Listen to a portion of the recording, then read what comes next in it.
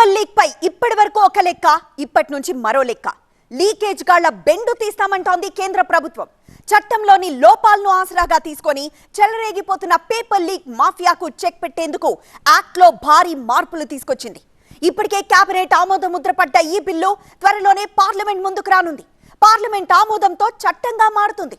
ఇంతకు పాత చట్టంలో ఏముంది, కొత్త చట్టంలో ఏం మారింది? నీట్ పేపర్ లీక్ పై గత 2 నెలలుగా విశ్రమించకుండా ఉద్యమిస్తున్నారు కాక్రోచ్ జనతా పార్టీ మద్దతుదారులు. దీంతో స్పందించిన కేంద్ర ప్రభుత్వం పేపర్ లీకులకు పాల్పడే వారిని కఠినంగా శిక్షించేందుకు సమాయత్తమైంది. ఇందుకు సంబంధించిన చట్టాన్ని సవరించేందుకు ప్రధాని మోదీ అధ్యక్షతన జరిగిన కేబినెట్ సమావేశం కొన్ని నిర్ణయాలు తీసుకుంది. ప్రశ్నాపత్రాల లీక్ల ఘటనలో దోషులకు 10 ఏళ్ల వరకు జైలు శిక్షతో పాటు 10 కోట్ల రూపాయల వరకు జరిమానా విధించేలా ముసాయిదా బిల్లును రూపొందించింది కేంద్రం. ఈ బిల్లుకు ఆమోదముద్ర వేసింది కేంద్ర కేబినెట్. 2024 నాటి prevention of unfair means act కు కేంద్ర ప్రభుత్వం సవరణలు చేసింది. ప్రస్తుతం ఈ చట్టం కింద ప్రశ్నాపత్రాల లీకేజీకి పాల్పడిన వ్యక్తిగత కేసుల్లో దోషులకు 3 నుంచి 5 ఏళ్ల జైలు శిక్షతో పాటు 10 లక్షల రూపాయల వరకు జరిమానాను విధిస్తున్నారు. అదే వ్యవస్థీకృత నేరాల్లో అయితే 5 నుంచి 10 ఏళ్ల పాటు జైలు శిక్ష, కోటి వరకు జరిమానా ఉంది. ఈ శిక్షలు, జరిమానాలను భారీగా పెంచుతూ చట్టాన్ని సవరించారు. ఇందుకు సంబంధించిన ప్రతిపాదనలపై కేబినెట్ భేటీలో చర్చలు జరిపి ముసాయిదా బిల్లును ఆమోదించారు.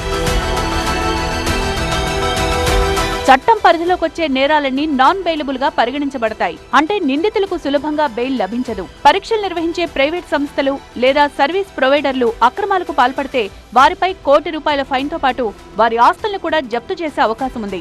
ఈ చట్టం కేవలం అక్రమాలకు పాల్పడే ముఠాలు, లీకేజీ మాఫియాను శిక్షించడానికి కానీ అమాయక విద్యార్థులకు ఎలాంటి ఇబ్బంది కలగకుండా ప్రత్యేక రక్షణ కల్పించారు. అంతేకాకుండా ఈ కేసుల విచారణను వేగవంతం చేసేందుకు ప్రత్యేక ఫాస్ట్ ట్రాక్ కోర్టులను కూడా ఏర్పాటు చేస్తారు. కేవలం కేసు నమోదు, దర్యాప్తు ప్రక్రియలకే పరిమితం కాకుండా విచారణను ప్రారంభించిన 3 నెలల్లోనే తుది తీర్పు వెలువడేలా నూతన చట్టంలో స్పష్టమైన నిబంధనలను చేర్చింది. ఇక పేపర్ లీకేజీకి పాల్పడిన నిందితులపై మరిన్ని కఠిన చర్యలు తీసుకుంటామని ఇప్పటికే తన వీడియో సందేశంలో స్పష్టం చేశారు ప్రధాని మోదీ. పేపర్ లీకేజీకి పాల్పడిన నేరస్తులను పట్టుకున్నామని, వాళ్ళిప్పుడు జైల్లో ఉన్నారని చెప్పారు. విద్యార్థుల ఎడ్యుకేషన్ ఇయర్ వృధా కాకూడదనే వెంటనే నీట్ పరీక్ష నిర్వహించామని, 22 లక్షల మంది విద్యార్థులకు సజావుగా పరీక్షలు నిర్వహించేందుకు ప్రభుత్వం తన పూర్తి శక్తిని వినియోగించిందని ప్రధాని గుర్తు చేశారు. పేపర్ లీక్ घटना से अब तक पिछले 2.5 महीनों में अनेक विध कदम उठाए गए, गुनहगारों को पकड़ा गया है, वे जेल में पड़े हैं. कम से कम समय में 22 लाख जितने विद्यार्थियों के एग्जाम हो जाए, इसका प्रबंध किया. और अभी 5-6 दिन पहले 19 तारीख को రిజల్ట్ भी आ गया. పేపర్ లీక్ కేసుల కోసం ఫాస్ట్ ట్రాక్ కోర్టులను ఏర్పాటు చేయాలని తాను ఆదేశించినట్లు వీడియో సందేశంలో చెప్పారు ప్రధాని. అయితే ఈ చర్యలతో ప్రభుత్వం సరిపెట్టబోదని, మరిన్ని చర్యలు కూడా తీసుకుంటామని స్పష్టం చేశారు. फास्ट ट्रैक कोर्ट के लिए विभागों को निर्देश दिए थे. आज विभागों ने लगातार मेहनत करके देर रात मुझे मुसद्दा भी दे दिया. फास्ट ट्रैक कोर्ट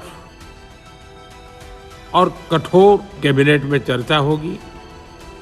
कैबिनेट के साथियों के सुझाव के बाद उसका अंतिम रूप दिया जाएगा और सोमवार से संसद का दूसरा सप्ताह शुरू हो रहा है. तब ప్రధాని మోదీ ప్రకటన చేసిన కొన్ని గంటల వ్యవధిలోనే కేంద్ర ప్రభుత్వం public examinations prevention of unfair means act 2024 కు సవరణలు చేసింది.